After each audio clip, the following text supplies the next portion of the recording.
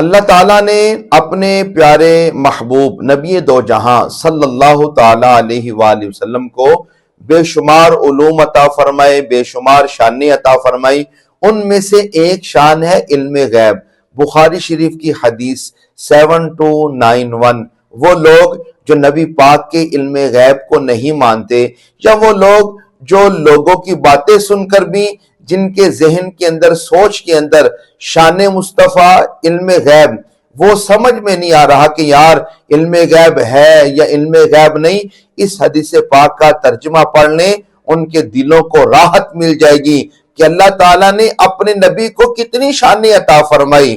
حضرت ابو موسیٰ اشعری رضی اللہ تعالی عنہ بیان فرماتے ہیں، نبی پاک صلی اللہ تعالی علیہ وآلہ وسلم نے صحابہ سے فرمایا، پوچھو کیا پوچھنا چاہتے ہو۔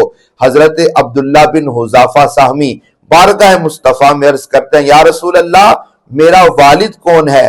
پیارے آقا نے فرمایا تمہارا باپ حذافہ ہے۔ ایک اور کھڑے ہوئے، یا رسول اللہ میرا باپ کون ہے؟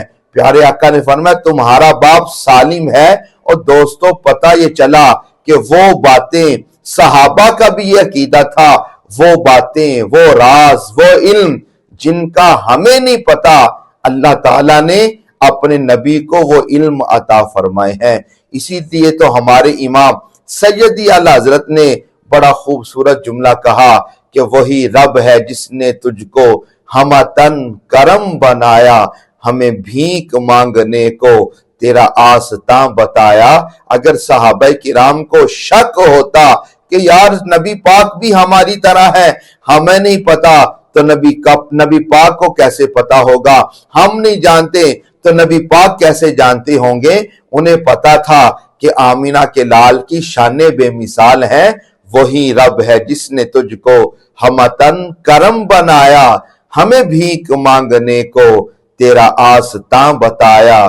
تجھے حمد ہے خدایا، تجھے حمد ہے خدایا۔